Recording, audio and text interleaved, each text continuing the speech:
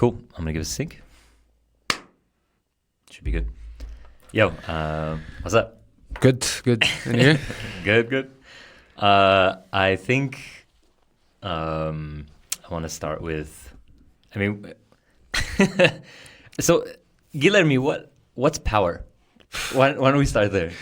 Yeah, it's a great place to start. Yeah, I think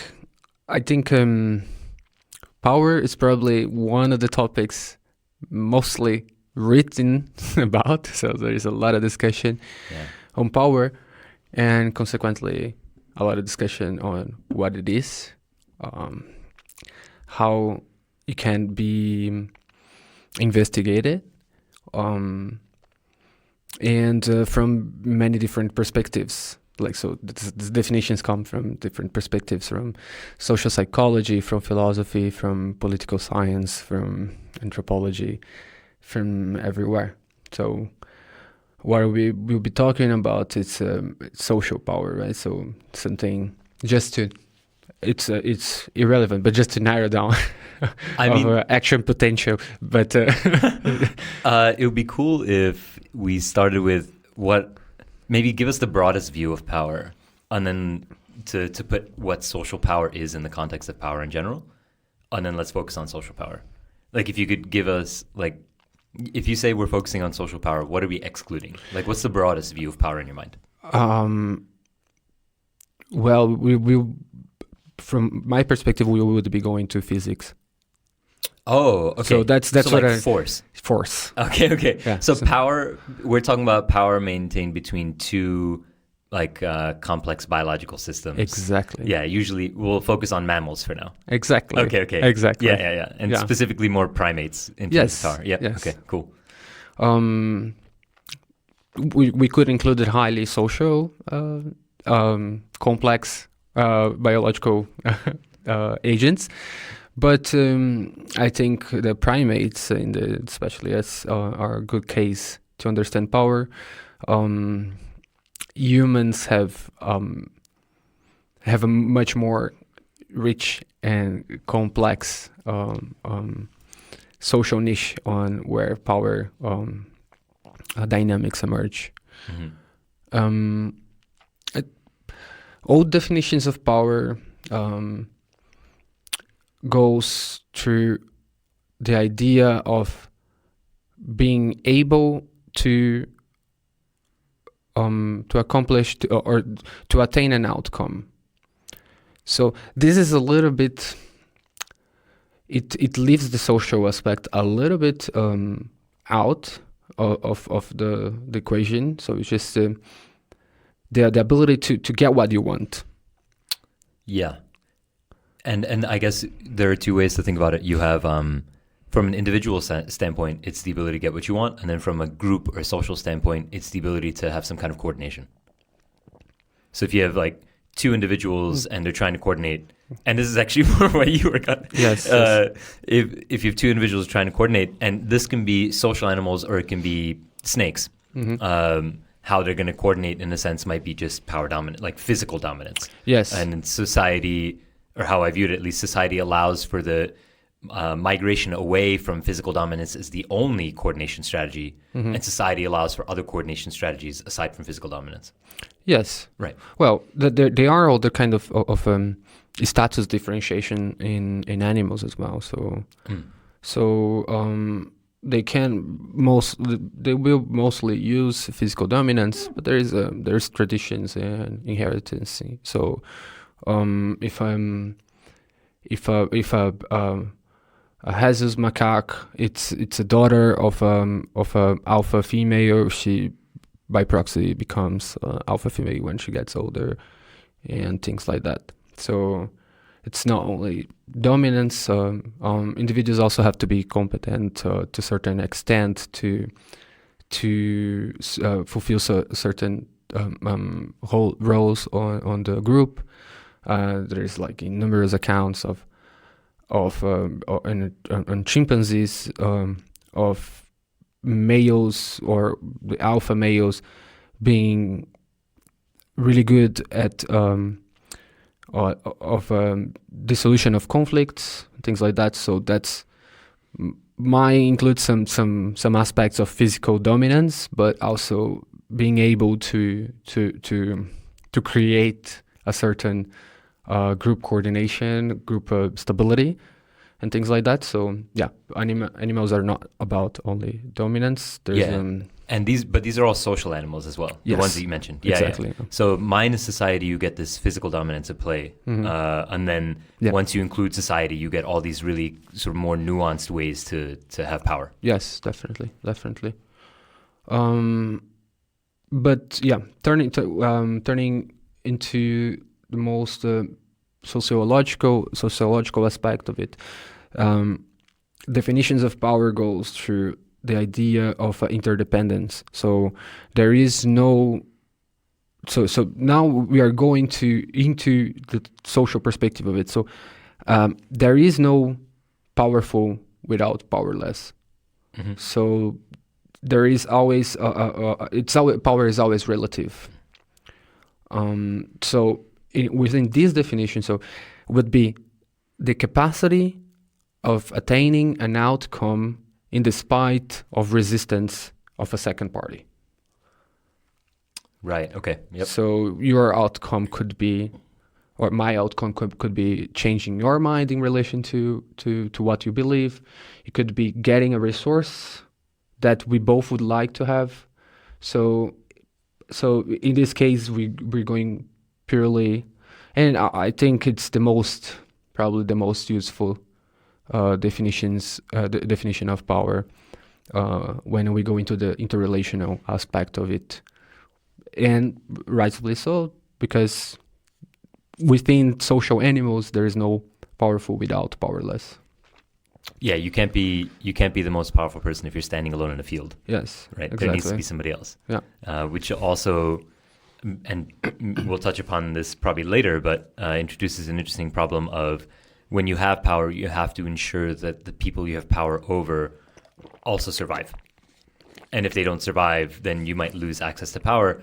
If you're competing purely on survival grounds and your survival isn't contingent upon the survival of the people, then they can die. It's fine. Mm-hmm. But usually most social animals require the societies that they're embedded in. And therefore, the powerful need to care at least to some degree for the powerless. Yeah, definitely. And that's where it gets interesting, right? Yeah. Because then we have all of this more intricate and different kinds of aspects of the investigation of power. And then, again, like several definitions and several ways to look at it. But that's where it gets interesting. Because standard definitions would go through dependence-based power. So it's kind of an idea that it's really useful for experimental research, because we can define variables that we consider to be a relevant variable for observing the exercise of power. So what we have is an asymmetry on resources between us: influence, knowledge, material resources, whatever. And the dependence between what we both wanted to achieve will be influenced by the asymmetry that we have on those resources, and therefore we can look at the lab what happened and how people make decisions based on these asymmetries. There is other kind of asymmetries. That's where I said that it gets interesting, that I think you would find actually more interesting.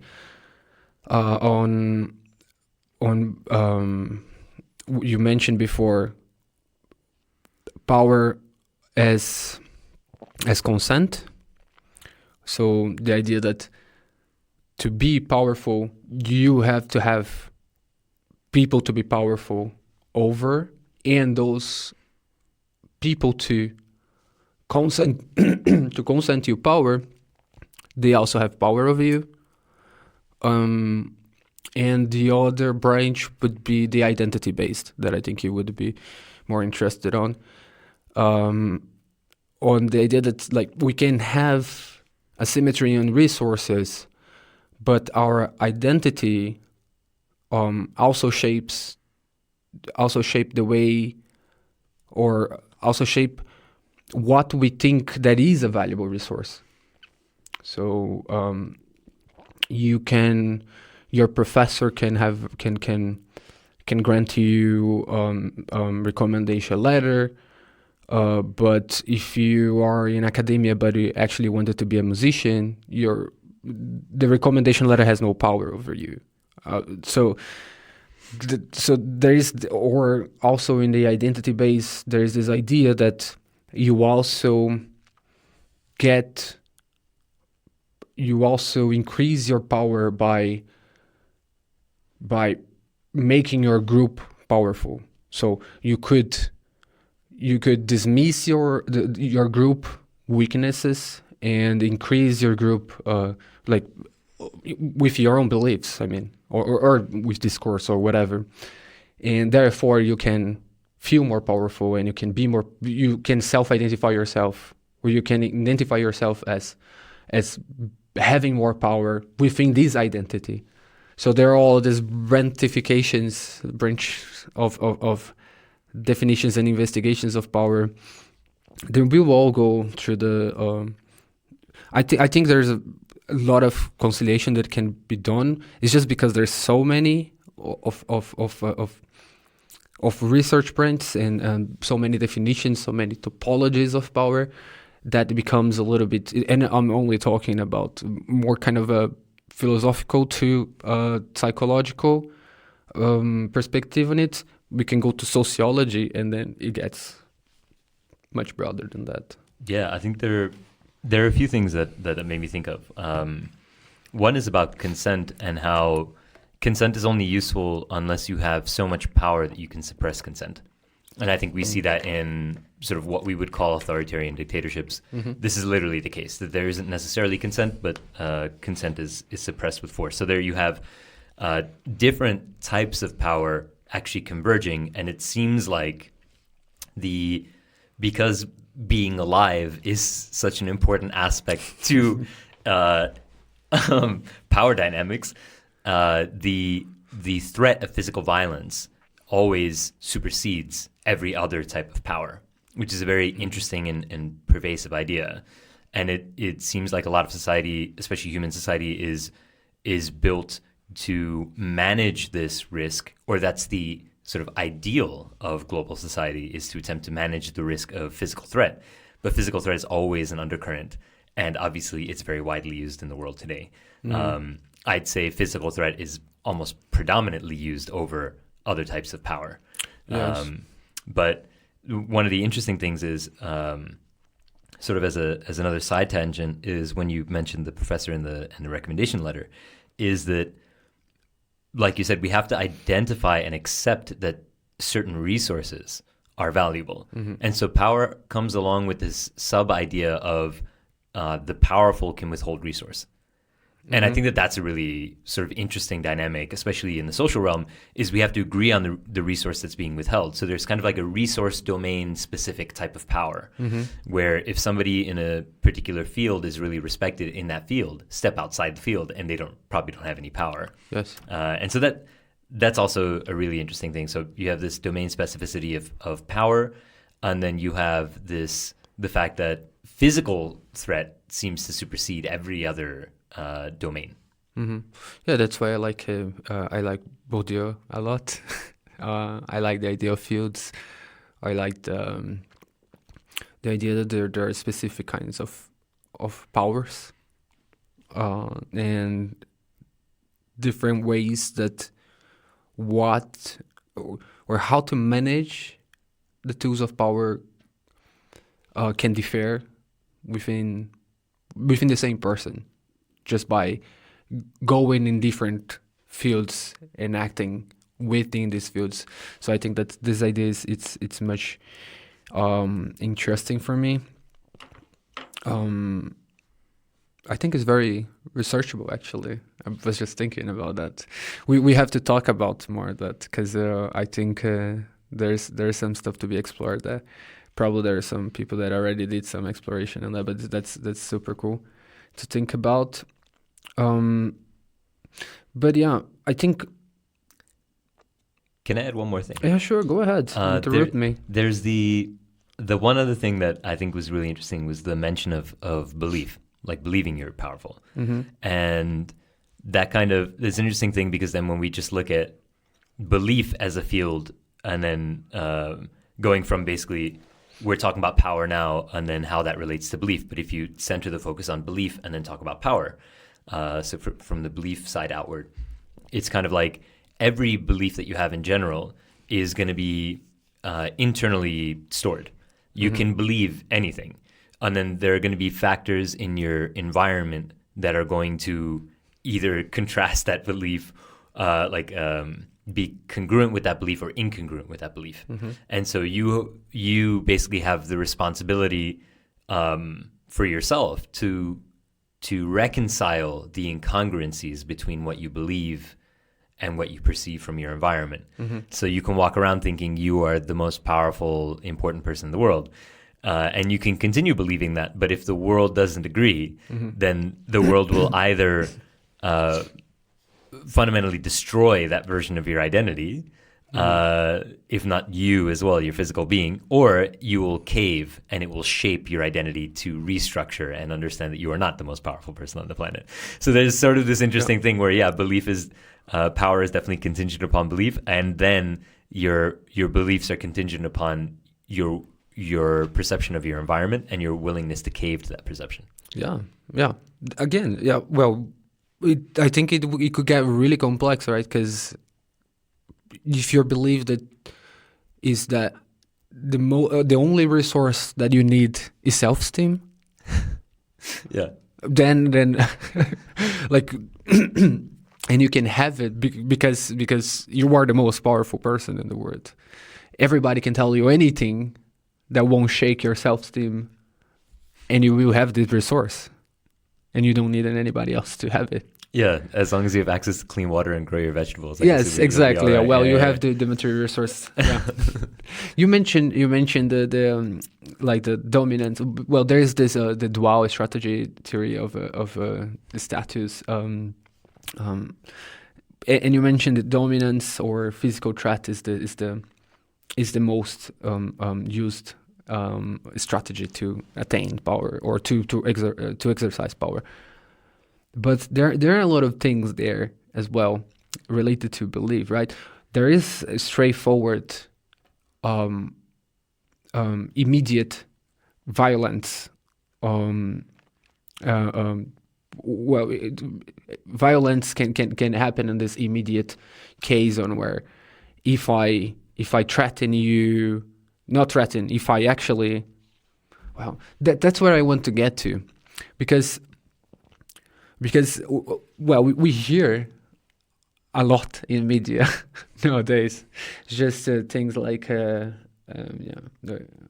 we will defend ourselves, or we are resisting, or we are, and things like that, and if you can push it to the belief that you are being threatened, or that there is an immediate threat to you.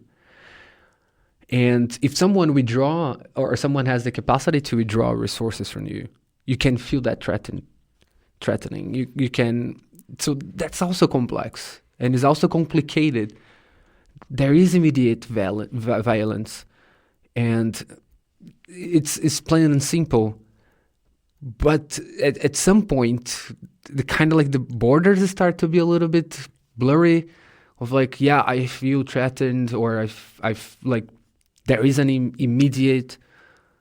There's a potential for you to exert violence against me. So at some point it gets a little bit blurry. So I would be even more. I would be even careful with the idea of dominance as something that is very well defined and very well like the borders are very well defined, because there is a lot there. Yeah, there. And I think that this is used to great effect in a lot of art as well, is the undercurrent that the threat of violence is present. Mm-hmm. And I think that's just because of, unfortunately, how present it is in our daily lives.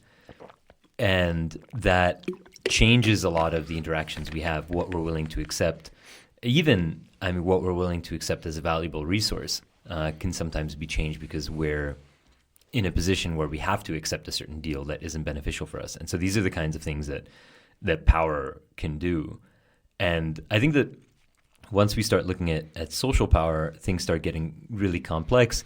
But I think the undercurrent or the grounding for a lot of the things is if you don't concede, then you will lose your livelihood.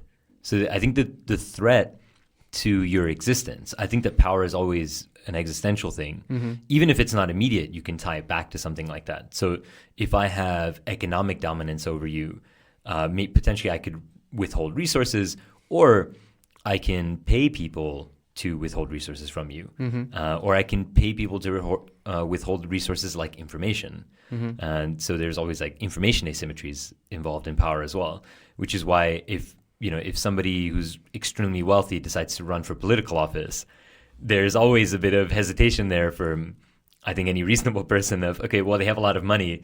They can control media narratives. They can just pay people who don't agree with them to just work because it can be in their best interest. So aside from these two, I think you also have something like a legal power where you have a framework where I'm legally endowed with power because I'm an elected official.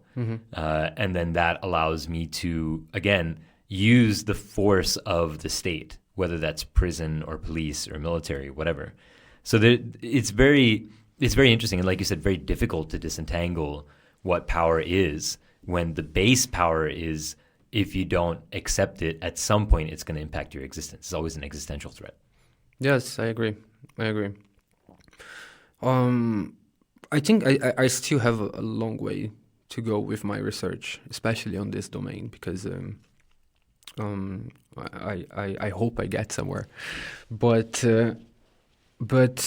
start to shape some views on it, and it looks like for me. I don't want to just draw the line and say that I'm right, but I just wanted to put it out there. Maybe there are concerns, there are material concerns, and there are psychological concerns, and that's how I would go about it. So the things that they are materially needed for you, and the things that you perceive as needed, and probably there is a blurred line between them as well. But that's how about I would go. Maybe as I think you like it to put stuff. There is a spectrum of materiality and beliefs in the other side, and somehow in the middle there is something in between them, and is that and then we can characterize everything on this axis as resources. Yeah, that's interesting.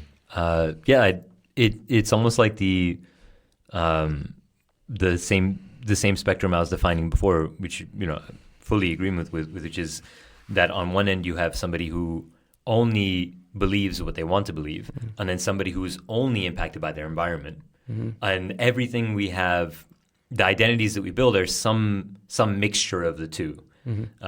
Where most people fall on average on that spectrum that we can paint. We'd have to think more about that. But everybody is some kind of mix of, I have these beliefs, and my beliefs to some extent or to a large extent are shaped by my context. And I think that's true in terms of the resources we think we need versus the resources we actually need. And that psychology plays a big role, which is why a child can throw a tantrum when they're denied television access. They believe they need the resource. They don't actually need it, but they believe they do, and it's psychologically impactful. And I think that's a really good use case. And maybe this just comes to mind, but the exact opposite case is if you look at the Opium Wars between China and the UK in the 1800s. The Chinese population, Chinese government saw that opium was damaging its population's integrity, its economic system's integrity. And so they outlawed opium. And the UK government was like, well, we make a lot of money off of opium. So they literally waged a war to force the Chinese government to import the opium to its own people. Very, very sadistic, very dark. I think it's a very dark chapter in human history. I think but it just shows that even sort of, it's the opposite of the kid in the television example, where somebody's saying, I don't need or want this. But then a power structure is saying, well, you're going to consume it. Mm-hmm. It's very, very dark. But it's very important to understand the extent of power, and what power can do is, even if you don't accept the validity of a resource, other people can, with the threat of withholding other things, can force you to consume that resource. Mm-hmm. Yeah, probably actually most of the resources are probably in the middle range between beliefs and actual resources. That's how actually the word works nowadays, right? So we are make believe that some things are valuable and some other things are not. And maybe if we look careful on, well, I think there's a distinction to be made there as well, right? So there might be the convention of something being a valuable resource and therefore a valuable tool for power. And that could be an outcome of a historical process. And there might be a more immediate case on you are being bombarded with the information constantly that something is valuable and something else is not. It could, I'm not saying that is intentional, but it could be structural to the point that individuals maintain, like the question is, for example, how prestige is sought today, right? So someone, there is, we go with the Paris Hilton effect or something like this. So someone becomes famous or prestige just because they are seen, and being seen become a valuable resource, right? Being famous is the reason why you're famous. Exactly. Right. How does it come to be? How does the structure fit itself into that direction, right? Because we can think about like historical processes that lead to some, like, and then we can go even to Foucault ideas of power on how the medical practices influence or shaped the individual's beliefs of what is healthy and what is not, like psychologically healthy, you know. And that's like you will put it like in a historical process. And I kind of like not, maybe because it's it is in our time life that things like TikTok, celebrities emerge. Maybe I am not distant enough to see the historical process happening, and I see as something like, well, there are big companies that wanted to profit out of there, and there are individuals who want to profit out of it. So the machine just feeds itself into making it into a valuable resource. You're saying like the symbol of the individual into a valuable resource. Yeah. Yeah, right. And so I think it's one of these interesting things where you have certain media companies who are built around this concept, trying to make content about people. In the United States, you have things like TMZ, which is like a tabloid about famous people. And so it's interesting because you get them trying things out all the time. And some of them stick and some of them don't. And there's no clear reason why one person might be famous after a set of articles and one person might not. We remember Paris Hilton because there was a random set of stories, and they caught fire, and then people started watching Paris Hilton, and for whatever reason, she accumulated enough mass to become a star, right? And so but she was like one of many iterations of random people they just throw at the wall and see if they stick. And so that's a really interesting sort of thing is, will they consume this? And so it's like fits in with this whole consumerism mindset of what we were talking about before, which is there are some resources that are objectively important and then some that are important just because a market has been created for them. And consumerism is built on this concept of we can make a market around a product. And this is sort of the great realization, I think, of the 20th century for companies, was that people's attention is one of the main resources that they can then sell. And if they can generate the power to actually harvest the attention, then what they can do is, after harvesting the attention, sell the attention to create more demand for other things. And I think that that's the really powerful thing that radio did and television did, and then obviously to the extreme, things like Instagram, Facebook, TikTok, etc. Yeah, no, I see that. Well, there is many layers there as well. There is the exercise of power, because what I was thinking is just like, okay, so now maybe we have the technological tools to hack conventions and cultural evolution in general. So if you have enough money to have a platform on which you establish what it is, the design of it, you can drive what people believe that it is a good product. And that's the point, because a lot of people would say, or people could say, well, humans are just, we're like, because you mentioned something, well, they find something that catch people's attention. So someone could go and say, well, people would pay attention, like we would be biased to pay attention to those things anyways. Those guys just found something.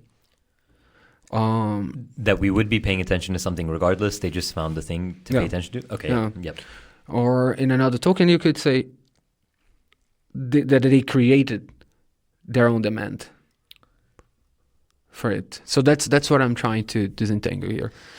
So the difference between people needing to focus on something in general versus the idea that we need to focus on something being created. I'm not sure if I catch it. What I mean is that are we naturally driven to the content because we would be if it was given to us anyways, or the presence of the content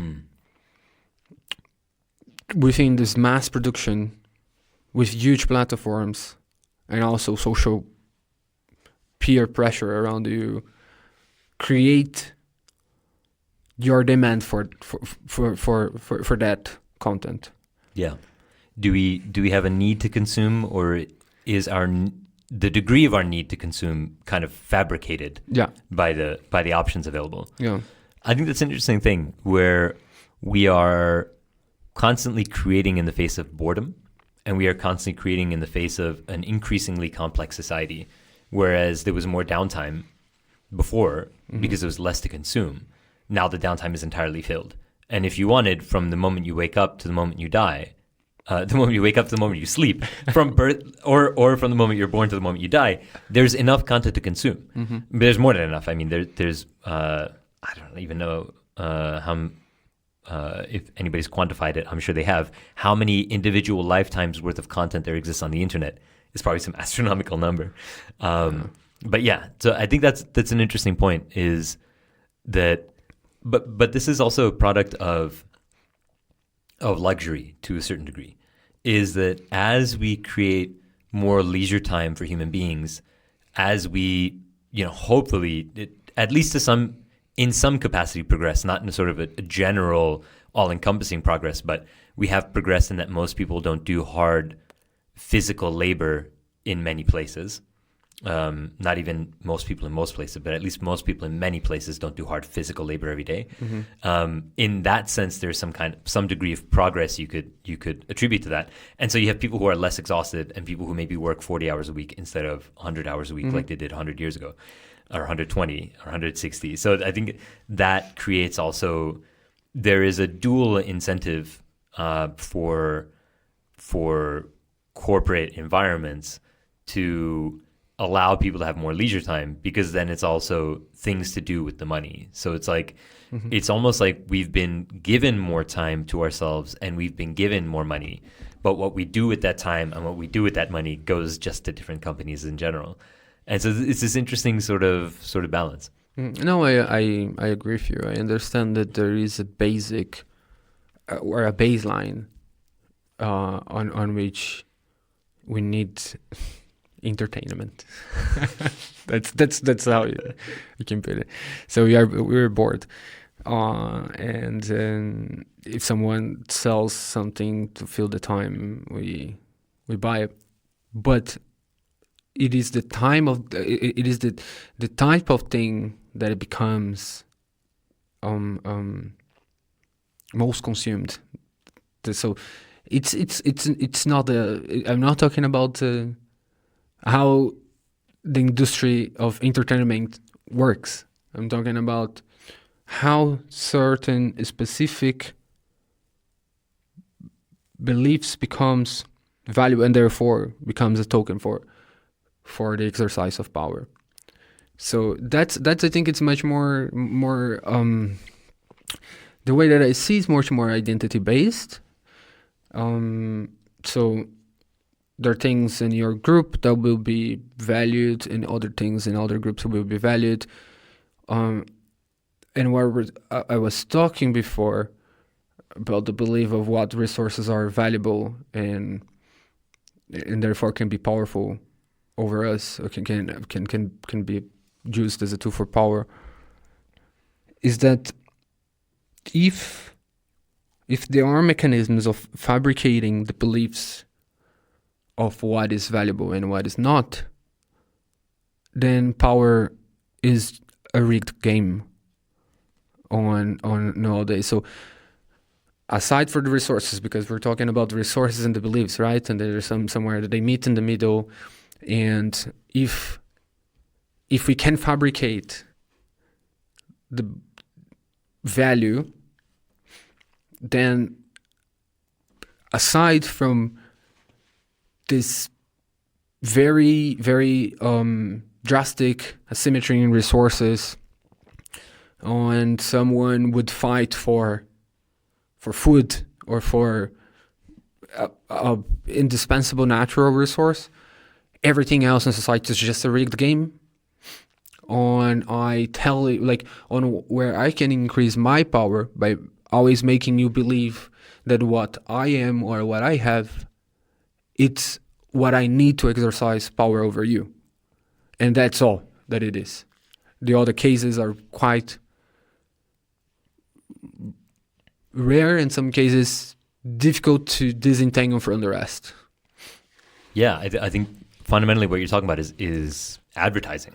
Yeah. Is this capacity to generate power purely by building a narrative and introducing into people's conception of themselves the fear of the lack of a thing, which then they themselves can provide.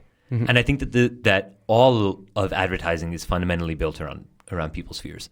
It's let me tell you what you're afraid of so that I can sell you the remedy. And this is exactly all of advertising's great promise. You are afraid of this, I have this, come buy it. So I think the great shift in people's mindset when people got used to the consumerism and got used to the advertising is we actually look for things to be afraid that we lack so that we can go buy those things. What do I need to be this way or to be perceived this way is literally me saying, what should I be afraid of? Please sell me my own fears and sell me the remedy for my fears. And that's a very interesting way that we now engage with reality. and that's of course a very privileged interaction with society, because we have plenty of interactions with society in which the resource is what's being fought over. You can probably make the case that well over 1 billion individuals on the planet are actually fighting for that, in one way or another. Whether I was actually talking to an anthropologist from here yesterday. She works on fishermen's rights in a lake in Armenia. And it's literally, and this is the same case worldwide. When I was living in Sri Lanka, we also saw similar problems where you have a government trying to privatize the fishing industry in the lake, but people actually fishing for sustenance. And what are these? And so there you have a very real problem. But the interesting thing is how problems like that are sold to everybody else, because then we have this concept of environmentalism. There's the true environmentalism, which is how important it is to actually protect our planet. And then there's sort of like the greenwashed environmentalism, which is the one is an actual, I would say it's justifiable existential fear, proper environmentalism. And then the greenwashing is the fear that you will not be seen as progressive, and so I can sell you on this greenwashed thing. Yeah. And so that's a very interesting problem. And what you have in this case is environmentalists being concerned about the lake and the individuals and the fish, and then the greenwashed environmentalists being like, oh, well, fishermen are bad because they're not controlling the fish population. So you have these two, they're dressed as the same thing, but they're fundamentally different things, and they have different opinions on the actual fact. Yeah, I think you put it perfectly, because I shouldn't have said that the fight for resources are rare. No, I know what you mean. Yeah. What I meant is it's how entangled they can be with what you like. Your example is perfect. I think there's a lot of things going on. Well, people fight for resources every day, especially third world countries. When every day is a fight, right, for resources. But yeah, I don't know. I think the question, like the example that you gave as the greenwashed, it sounds so first world country Western kind of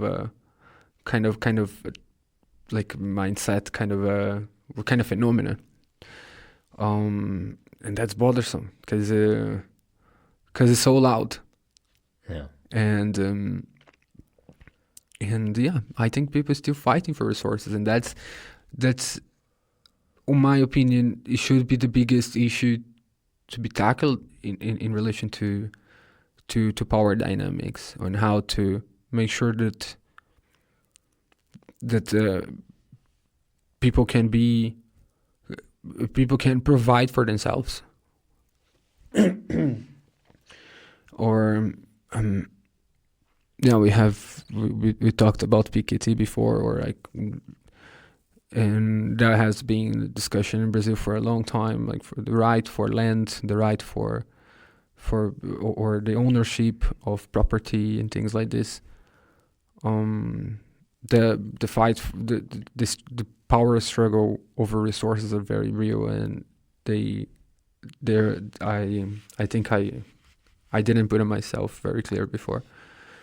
But yeah, I see this dimension on where even on where you can take a real fight for resources and kind of transform in a fight for self-esteem. For sure. Yeah, I think that's when you get the narrative from special interests winning the sort of narrative war, because in every situation you have a war over which narrative is going to prevail, and you have to appeal to certain people for your narrative. And I think the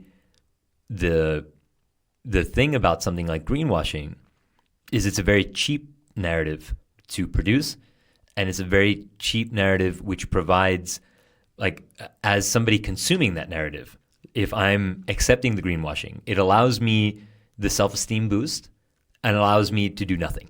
Mm-hmm. So I think the great victory for special interests, for corporations when they're trying to win a media narrative, is to offer the general public consuming that narrative a cheap way to feel good about themselves, Mm-hmm. which costs them nothing, and to make them feel like they're actually on the right side. That's that, because usually the narrative being sold by the sort of potentially anti-capitalist side, or the side trying to change things, the environmentalist side, is that there is work to be done. And that's a more difficult thing to sell. You can feel good about yourself, but but there is work to be done to do that thing. And that's a lot harder to sell. Like environmentalism is much harder to sell than greenwashed pro-earth kind of bullshit. And so I think that's where a more robust understanding of what the problems are, and starting earlier in education for sort of like the critical assessment of information and media narratives. And this kind of touches into what we were talking about on the last episode, right? Which is the asymmetries of information and narrative and critical thinking when trying to assess the information is so important. But it's, I wonder if, because it's so tied to the individual identity, and taking the easier road is so tempting, getting easy gains to self-esteem is so tempting, that whether there's a clear-cut way of reducing the power that cheap narratives like that have. Do you think that when true or material existential threat starts to be reduced, we transition to, we have to put the existential threat on something that is a belief and our material resource itself? Man, that's a hard one, right? It gets us into, like, I think a dark territory where it's like, well, when you remove people's need for the resource and you create this privileged, sort of more luxurious position where they only have wants, like desires for resources, beliefs that the resource is necessary, rather than the belief actually posing a physical threat, then we get into problems. Like, do you only transition from living in an overexploited country to living in a country where you are just inundated with advertisement and things you should buy, or can we transition from people actually fighting for needs that they resources that they need? Does it necessarily have to lead to people not engaged and only going to consume things that they want? I think there's probably a better way there, where we transition away from consumerism while still providing the resources everybody needs. It's sort of more of a Marxist view on the theory view on how society ought to progress, without lapsing into anything like communism or hardline socialism per se. But there is a sort of everybody ought to have their needs met type of belief, which can, I think, be done without lapsing into this this more consumerist pro capitalism mindset. But well, it still makes sense for me that consumerism, it's the will for power manifested, right? So you look around, you see what is valuable, and you wanted to have it because you want to have more power, right? Well, because you're still attached to the existential threat that doesn't exist anymore.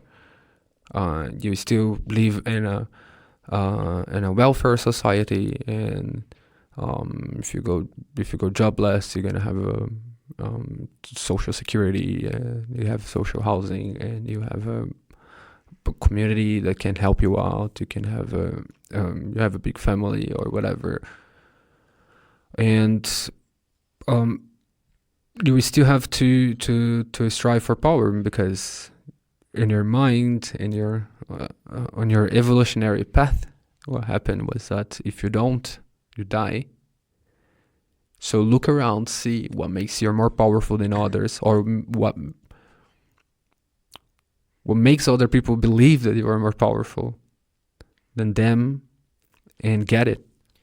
So in this sense, I mean, does power need to necessarily mean dominion over others, or can we start from power is the name of the whole spectrum, and even if you gain power relative to yourself, that's gaining power? Like, ostensibly, I could gain power, but not gain dominion over anyone either. And I think that's an interesting way to talk about power, because it makes me think more about like how in equitable systems, properly equitable, you get everybody having equal power.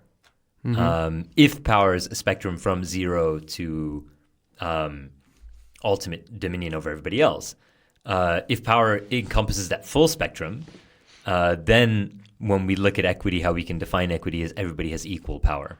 Whereas one other way of looking at equity is that there is no power, is that there's sort of an equal footing that everybody might have because of the systems of equity that we might build in place to ensure that outcome of something closer to equality,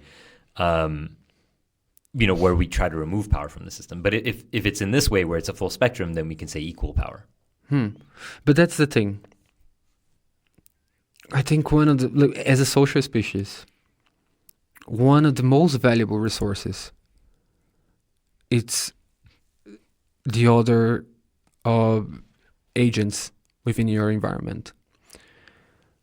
And if you can control them, imagine you have all the money on the world. You're the most richest person in the planet. What else would you want if you have all the material resources you could possibly use during your lifetime? What do we call that? What do we call when multi-billionaires want to appear in the media and make statements that shape a kind of image of themselves in a way that makes them feel better? Because that's influence, right? That's a resource. So yeah, I think people can strive to have can be driven by the willing to have more power over themselves than they had yesterday. But as a social species, I still think that one of the on the end of the spectrum of resources, the resource that would be most desirable would be power over others. If you have all other material resources that you can have, what can you do? I want to control what the others, and it can be so. I don't want to use the word evil. I want to use something else, but like malicious. Malicious, yes, that's good. The idea that you can make someone do what they don't want to do, it's a hell of a kind of boost for your self-esteem. So you're working on your own self-esteem. You wanted to feel powerful, and the way to do it's by making someone do something that they would not do. So it's hard to. I think as a social species, it's hard to disentangle the thing. Like, yeah, we can go stoic, and we can just like, yeah, I just have to improve myself. But there is the aspect of I want to be seen as holding this identity. So all of these self-improvement gurus and all of the people trying to have morning routines and doing all of this complicated kinds of schemes to plan their lives. Yeah, some people wanted to be better. Some other wanted to be seen as better, and that's a side of the story. But I think there is this kind of like malicious ultimate power that is. I wanted to be sure that I can make people do what I want them to do, or I wanted people to believe whatever I want them to believe, and so on and so forth. So I think you have individuals who have very little capacity for empathy, if at all. I think that fully falls into, in a clinical sense, psychopathy. Somebody that you could call a psychopath without exaggerating is somebody who would, say, among other things, lack any capacity for empathy. I think that those individuals are capable of seeking power to the nth degree, in that they have no capacity to feel empathy for the attainment of ultimate power over others, to do and believe what they want. So I want to make everybody do what I want them to do, I think is indicative of a very large psychological problem, in that they have a lack of empathy there. I think that individuals, while we might want some people to do some of the things we want some of the time, I think we're also okay to acquiesce to doing certain things that other people want some of the time. And I think that we're okay with this kind of balance. Like a parents and child. I think even like friends. Yeah. Yeah, I think any friends, any relationship that we have, any healthy social relationship, what makes the power equal is not full equality in every domain, is equity through the idea of, I have power in this domain because it makes sense, and you have power in this domain because it makes sense. I think that's how a healthy relationship functions. If one person has power in every domain over the other person in their relationship, that's not a healthy relationship. That's a power dominion. Mm-hmm. It's a subjugation of somebody else. It's not a relationship. Mm-hmm. But I think what we have with healthy relationships is, I will do this, I'm good at this, or I will do this because you hate this, and you will do this because I hate it, or you will do this because you are good at this. I mean, so we have that balance. So I think that's where, when we're looking at relationships, equity makes sense. And this is in romantic relationships, this is in friendships, this is in co-working environments, where we have to balance based on a more nuanced task and competency and desire related power structure, rather than just the pure bureaucratic corporate structure of, this is the role, this is the person, and try to fit everybody into boxes. And of course that system doesn't work well and isn't psychologically healthy for anybody involved, and creates a hierarchy of power, as opposed to some kind of more flat hierarchy of, we'll do the things we're good at and the things we want to do. Mm-hmm. What about if you believe that you know what's best for the other person, and therefore they should do as you think that they should do? Like entirely? Like you think you know everything that's best? Yeah. Yeah, I would say that the person's delusional. And I would also say that they lack respect for that person. But there is the case of the parent and the child as well. Like you can. Parents are delusional. Yes. To have a child is to succumb for a period of time to absolute delusion, right? I mean, I know, and there are times when and this is a sort of consenting, fully cognizant agents, right? Like we have cases where people are cognitively impaired, and so they aren't capable of caring for themselves. And so that's a different thing. And you can look at children as cognitively impaired, right? I mean, they're not there yet functionally. So you can say, yes, you shouldn't eat the rat poison. I know it's bad for you. It is. But after a certain point, I mean, a parent trying to impose on a 14-year-old is a completely different thing from a parent trying to impose on a 3-year-old. Mm-hmm. And then as they start getting older, it becomes more and more ridiculous, where instead of imparting advice, you actually try to impart control. I'd say it's a very unhealthy parent-child dynamic. Mm-hmm.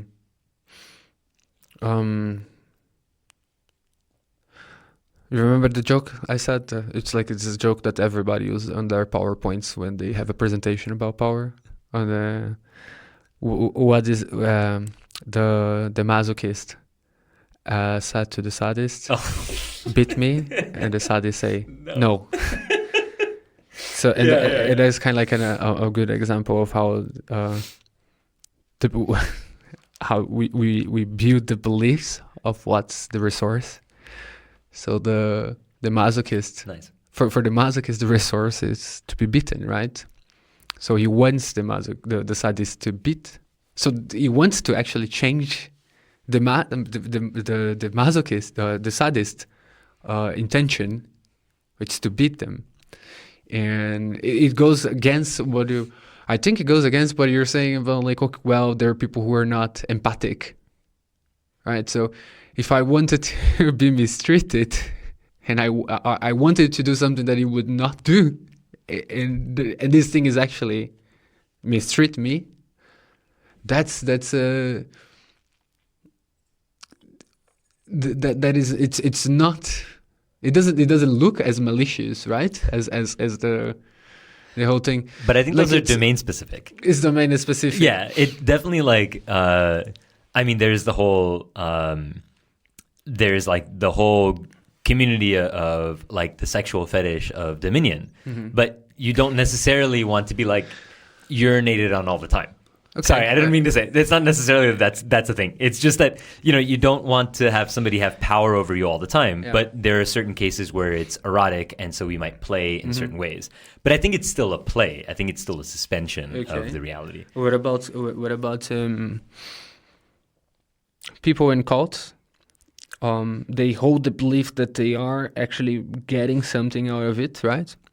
They are getting the community, but they are deeply being like, they're being depleted, that they're being like robbed of actually a lot on their lives. But within their heads, they are in the right place on that power structure. Yeah, like religion. Like religion in general. Yeah. Yeah. Yeah, I think this is still, or this is not still, this is akin to selling people what they're afraid of. Yeah. And I think every cult leader, religious or otherwise, what they're selling is a fear of death, or a fear of the control by some cabal. It's like there is a power structure. We are powerless in the face of it. Whether that power structure is, you know, the biological clock of your own demise, you know, or is some cabal of individuals running the world. The selling of somebody of a conspiracy theory is, I know you're afraid of this, here's the solution. And then very interesting thing is, when we look at conspiratorial mindsets, is a lot of times what people are sold is that they are still powerless, but what they can gain is the knowledge to know what's happening. It's like, I feel so uncertain and so and feel such a lack of control with what's going on with society and the earth and human trajectory, that it comforts me to believe that 5 lizards living right under the crust of the earth control all of human activity. You know, and so that whatever the conspiracy theory is, that's an extreme example. But if you take, you know, Bill Gates is trying to microchip us, that's basically lizards living under the ground. You know, I mean, it's equivalent. It's just that instead of lizards, it's people. But the idea is, the world is such a mess. I have no power over what this microchipping is, but at least I know what's going on, and everybody else is delusional. And so that gives me comfort, even though it doesn't give me power. It gives me the knowledge of power. Or the power of knowledge, rather. And so that's a really interesting sort of psychological phenomenon, is it we open up this vacuum where I need to consume something to pacify my great degree of uncertainty, where it's social uncertainty, or a broader sense of sort of like global uncertainty that we might feel. And conspiracy theories, religions sort of fill that gap. We could summarize. So we end up so far talking about the broad spectrum, the macro spectrum of power in society in general. We didn't talk about or like dyadic or triadic relationships, but that's still very interesting, because I think we managed to kind of like to summarize that. Yeah, there are people who want food, water, and other things. They are people, well, I think it's a genuine resource giving the evolutionary pathway and the psychological mechanisms which we operate with, which is belonging. So I think that's genuine. I think, well, I think you could survive in a cabin in the woods alone for the rest of your life. You physiologically you would survive that, but I think it's for the immense majority of people that would be physiologically hard to do. And there is, on the other side, just the use of fear to make people believe that in order to have more power, you should have something that you do not have. And those are basically the power structures in place in the macro spectrum of society. So in this sense, we could look at these three different kinds of things. There are probably more. I'm just skipping stuff here, but I wanted to get into a mind map of our conversation so far. Yeah.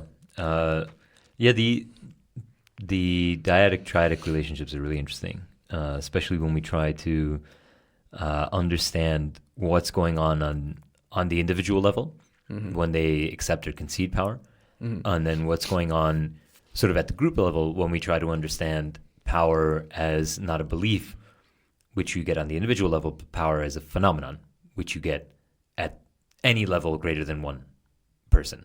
So whenever you have 2 or 3 people, you have beliefs at the individual level, but what you get that emerges is this phenomenon of power dynamics. And I think that's quite interesting. And the contextual factors end up playing a large role in that if you don't account for the context, you're never really going to be able to account for the people or the phenomenon or the beliefs involved. Yeah. I think, well, we could talk also about decision making, because that's what my power and decision making, that's what my research is. But I think we would need another entire episode. I think we will be talking about power very often, and as my topic of interest, I will be talking about it very often. But we would need more episodes, because just 1 hour and so it's a very broad subject. I think I forgot something else in my mind map. I think we talked about the self-esteem as a resource as well. Well, the self-esteem is also belonging, right? Yeah, and also being powerful. So I think it's actually within the things that we have said. So belonging is also an interesting thing. So people have different understandings of what belonging is. I think that belonging is built on the back of the need to survive. I think that belonging is something that's just ingrained in as a social species, that your best chance of survival is community engagement. And I think that that's why self-esteem is so important, because if we see ourselves as valuable, then other people will like us and include us in the group so that we don't get ostracized. It's sort of outdated or excessive in today's environment, where we have states and systems to care for people in states that didn't actually do that, unlike the United States, for example. But where we do have, and obviously to a large degree, the United States does have programs where if you are in absolute need, even they will take care of you. Where you have, Medicare, but these are like when you're living below the poverty line. But you have states that will care for you, even if you are completely ostracized from everybody else around you. But before that, before complex societal networks, what you had was, if you are ostracized, that could mean you are alone and you will die. And so I think the base fear that we have, why self-esteem is so important, and why we also do see a lot of people, unfortunately, deciding to take their own lives because of issues with their social circle. You could fundamentally attribute that to low self-esteem, but that's obviously not in any way to diminish it, but to highlight the importance of what it means to have a conception of ourselves which is valuable, which we believe other people value. Of course, what we think is valuable is what we think the people we value. So I think person A values this. I think person A is valuable. Therefore, I value what person A values. And so this is a very sort of complex, recursive way of building out who we are and how we are and what we believe we ought to be. And so this, I think that when we're looking at something like belonging, we need to couch it in understanding potentially the sort of the evolutionary basis for this, especially when we get to, and I guess maybe I'll put some links to this in the show notes, is when we see that social ostracism, a lot of the physiological and neurological response to social ostracism is built on the back of the system for pain, for physical pain. Mm-hmm. And that, I mean, we should have an episode on pain itself. I think pain is a super interesting phenomenon. Take a deeper dive into the nervous system. But like that getting built off of the back of pain is a really interesting sort of thing where you're like, okay, how does a biological organism build something as complex and abstract as the need to belong? And it kind of starts to fit in and make a bit more sense theoretically when you say, okay, well, there is this clear function of sending signals to represent damage. And we might as well use those signals that represent damage for physical pain and build something off of like a social reputation damage. Mm-hmm. And so it becomes a very interesting and very deep topic. Yeah, that's why I said that for me it's a genuine resource, because we feel it as need. Like we feel hungry, we feel thirsty, we feel cold, and we also feel ostracism. Yeah, physiologically. That's I also mentioned. Yeah, some people can do well in a cabin in the woods, but most of us will not feel that well. But you basically you put it back again in a better way that I would do. How you get it entangled with belief. So you is the belief of what is valuable within the group. So you wanted to adopt the same beliefs within the group because that's the group that you are in, or that you believe that you are in. In the case of nowadays, group building, right? So we believe we are in the same group as a person on the other side of the world, which is like completely different of the mechanisms that develop our need to belong. So we need to belong within this group. We need to belong within our clan. So we don't want it to be kicked out of the tribe. We don't want it to be kicked out of this piece of land or this household. But now we feel that we are in the same group as a person in China or a person in Canada, and that goes really sideways with the process that has put us in track to be competent social organism.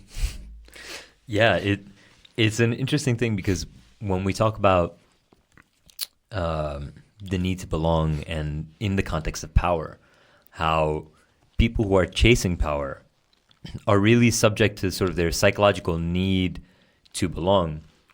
But instead of saying, I'm going to look at the society and build some kind of social niche that matches that could help me survive, it's that people say, I'm going to create a dependency around me and then be the individual nexus for the social group. So I cannot be ostracized because my belonging, my existence within the group that I create is necessary for the group to exist. And it's sort of this really basic, kind of pathetic need to say, instead of being a social being, I'm going to be some kind of dominant being and build the society around me so that if I collapse, it collapses. Mm-hmm. And it's sort of the ultimate way to ensure your progeny, right? Like to ensure that you continue to exist is declare yourself God and Pharaoh and then just build the society around you because you know that your offspring will continue to exist. It's like ultimately nesting your genetics in this very big shell of millions of bodies, and you're just protected your genetics in this like huge shell of meat. It's quite trippy as a concept. It's quite out there, but it's interesting, right? Like what that also makes me think of something like Maslow's hierarchy, where when we're looking at a hierarchy of needs, is it, this is my question to you, is it that power emerges as a need some people feel when the highest ends of the hierarchy are not met?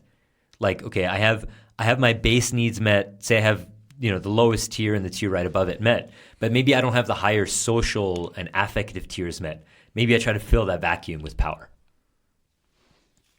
Yeah, that was the question I posed before, actually, right? This, as we moved out of the Yes. existential threat, You're right. Yep. are we moving to power for power kind of behavior?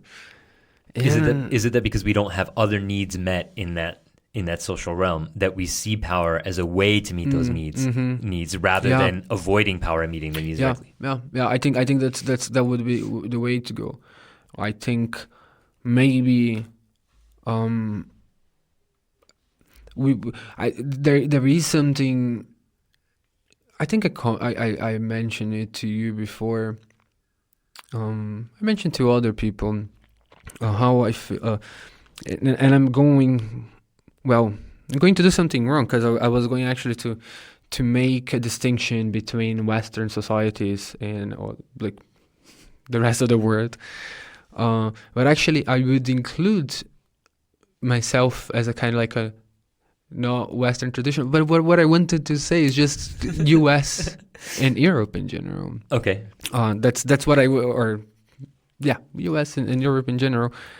And it seems that, to me, like there is some other countries start to catch up. There is obviously in Brazil as well, but the societies, they start to be like kind of a hyper social. So they put a lot of emphasis on, and that's also maybe a consequence of or kind of like a bad reflection of individualism, because at the same time that you yourself has this intrinsic value put by yourself, you also start to look around and you need to increase your value in relation to the others. And I was just going to do a stupid kind of comparison. It's just like about how I see the size of the families, especially in Europe, when compared to like a Latin American family, where like we go to our granny's house on the weekend or the parties, and you have like this huge amount of cousins everywhere, and the kind of like a lot of your social life, it's kind of like it has this bubble around which is the family, and you kind of like from very young age you start to navigate your family's kind of social structures, and it's just like you become like family socially competent in that way. And I always this is just one small talk that sometimes I have with people with small families, just like the comparison, how did you grow up and how did I grow up? So it's just like how does it work? What did you learn that I didn't? How did it go for you? And I don't know if that would have any relationship with it. I think it must, because you raise an important point, right? Like the large family provides you insulation from ostracism in a sense, because there's something about kin where you are never going to be truly, or you are very rarely going to be truly ostracized from your kin. And so that family dynamic helps provide a sort of stability, psychological stability and insulation from, to some extent, financial woes, actual needs being met, and then obviously all these sort of higher end social ostracism, where even if I don't have any friends, I can spend time with and enjoy the company of my relatives. I think that's a very important thing, and probably if we do some, I'm sure even people have looked at this, but sort of larger scale studies on people's ability to withstand social threats if they have large families, probably a little better. There's probably a ton of papers out It's there. probably out there, yeah. And we can put some in the notes because Yeah. I'm going to look it up and probably going to find something interesting in the Yeah. direction. But I think it's, it definitely has been looked up before. I Yeah. just brought it up just because it keeps on my mind, the idea that, as you said, the family kind of isolates you from social ostracism, and I see some. It looks like there are some trends on countries which families are usually smaller now, on which it doesn't look. We could be looking at it in a different way. It's just that just only the material resources are met, and therefore you start to look for power and the social a dimension, and therefore and if you put a layer of consumerism on top of it, so companies just like using greenwashing, pinkwashing, or whatever washing they do, you start just to be fed with, like, you start to reproduce it. Some of the things that make you accepted in a group, or have more power in the group,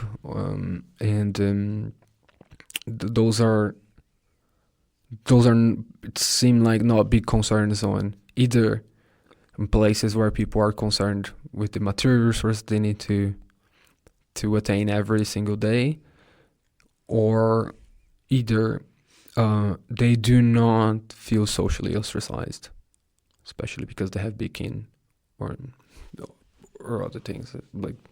Yeah, it's interesting because we, as a nation, gets more financial wealth. You start seeing the birth rate sort of decline. Mm-hmm. And it's an interesting thing because on one end, you can assume that there are two factors. One factor is the idea that people's view of a large family as necessary to insulate them is lessened. So I feel less of a need to generate a large family in order to shield myself from the rest of the environment, say because maybe the country is more stable, maybe social networks are more stable, maybe the economy is more stable. So I think there are a lot of factors that go into that, where the less stable an economy is, the less stable a social fabric is, I think the better it is to have a very large family. But if those things are really stable, then I think some people might discount the value of a large family. Mm-hmm. Because they might say, well, some of these things that I would have a large family for are taken care of by the social fabric or the government or whatever. But I think that there's another aspect where as a nation becomes more financially wealthy, you get costs increasing, and therefore the cost of actually having a child increases. So you have sort of a lack of social pressures, but an increase in financial pressures. And those things together work to make the families actually smaller. But they're two different things. It's like my threats in one domain decrease, but my threats in another domain might increase in terms of how much it actually takes to care for a child. Mm-hmm. In terms of them meeting the needs and the norms, really the norms of the society that we're in. Like I might have more children in one place, but how much it costs just because of the economy to raise that child is different, but also the expectations of what raising them might be different. Like in the United States, you'd need to save money for them to go to an expensive college. It might not be necessary, but you do it because that's also the norm. And so it's all of a sudden becomes way more expensive to have a child, aside from the fact that you actually have to, pay hospitals absorbent amount of money to just have a child in a hospital, which is a crazy idea. Mm-hmm. And then all these other really expensive costs to having a child, from daycare to maybe taking time off work or whatever it is. I came across something a while ago.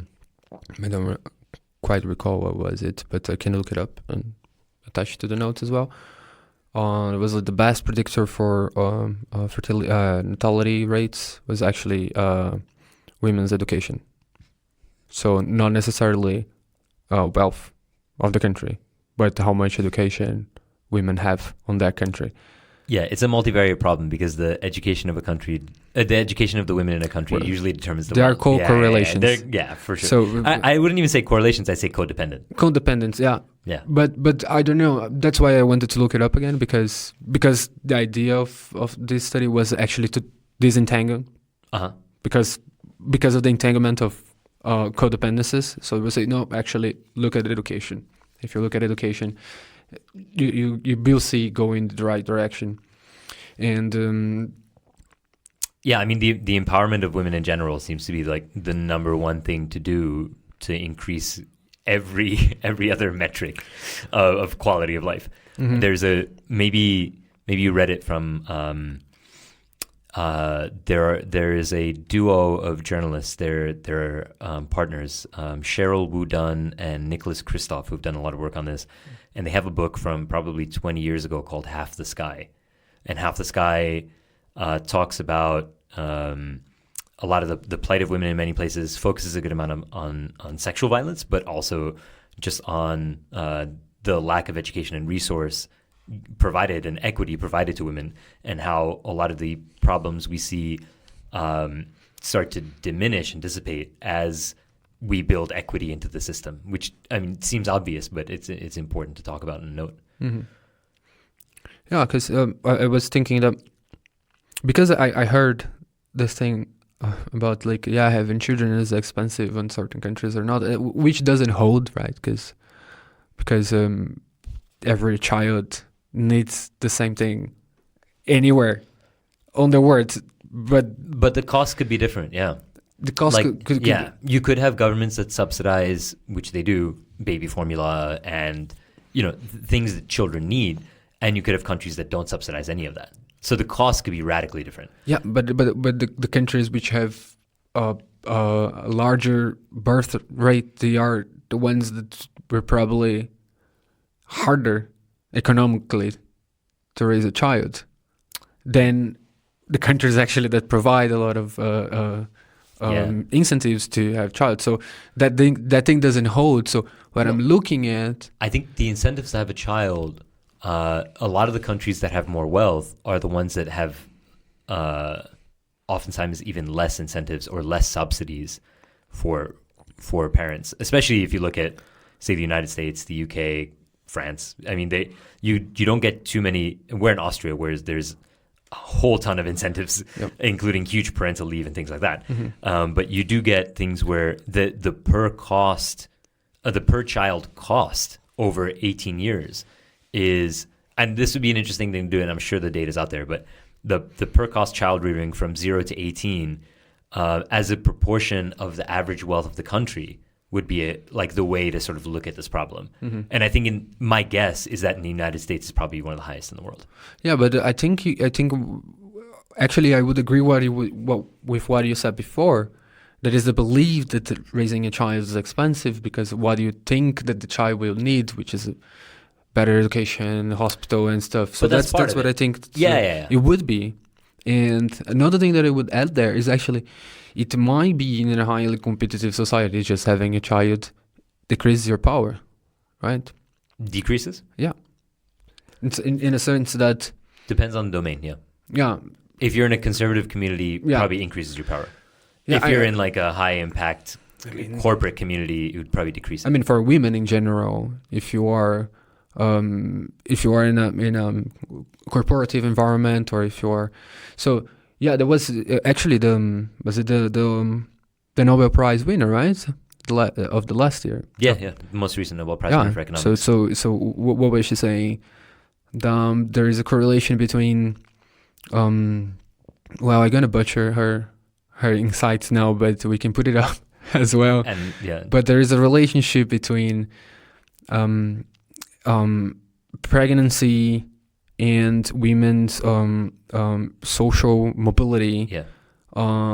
And I'm not going to go deeper on that because I'm gonna butcher it. Yeah. I'm gonna. We'll put a link in the notes. But she's an economist who worked on gendered equity, particularly in the workplace and around pregnancy and the social mobility of women. So it was. This is the work that she did, and she won a Nobel Prize in 2023 for this. Well, it is interesting, but yeah, I would go on these as aspects of power as well in today's society. And I don't know how did we get to the child stuff here, but I don't remember. Oh yeah, I guess how did it get having large families is an insulator of social threat. Yeah.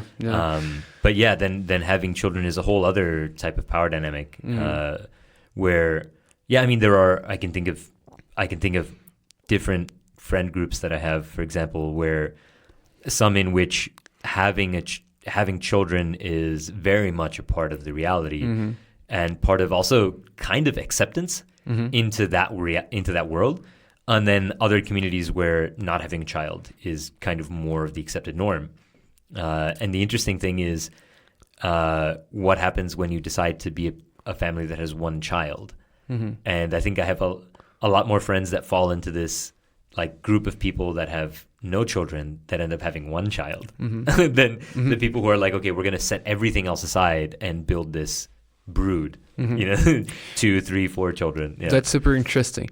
It just reminded me of the super interesting documentary that I watched a long time ago. Actually, it has a couple of years, and I bring it up this sometimes, especially if this is the topic, and it's about pre-teenager girls on Rio de Janeiro favelas that get pregnant. So they are 12, 13, 14, 15, I guess. It's like 4 or 5 pre-teenagers on the documentary, and they're pregnant, and the documentary is talking to them. So going a little bit about their lives and talking to them. And I have to watch it again, but my take out of it is that like they're super proud of it. They're super excited about the whole, like obviously there's the whole hardship, the whole thing, the prospects of being a child mother, and already the hardships that there is in a favela. But there is a follow-up to the documentary that I didn't watch, but like interviews with them years later, and I have to watch it. I just watched it a few minutes, but I have to watch it completely. But I my take out of it is that they were actually looking at the motherhood as a passage, right, that would grant them some status.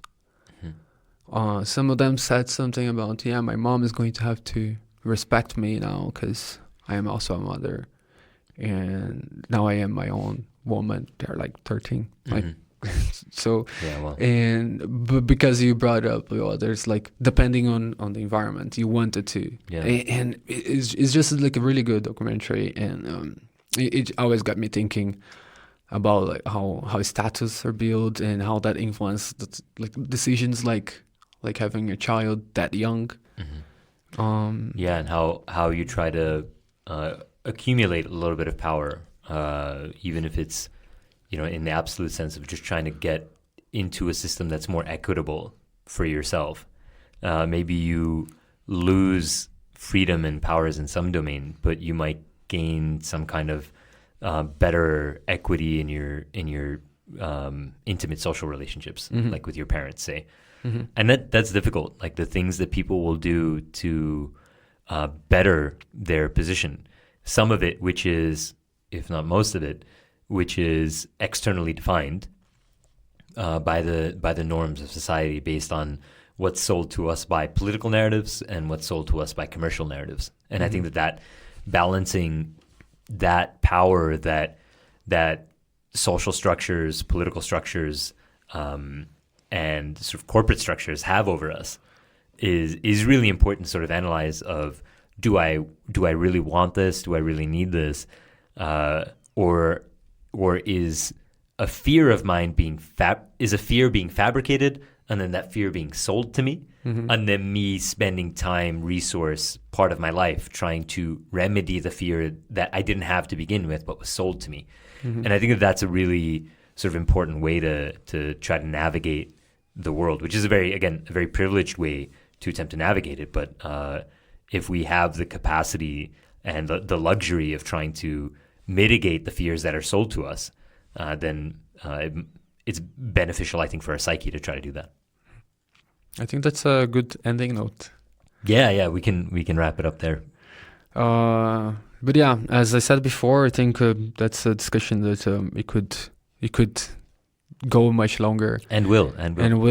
And there's much more topics. We're trying to warm it up, right? Our topics here, so it's a way to start off, and we will be coming back to it eventually. Yeah. Until next time. Until next time.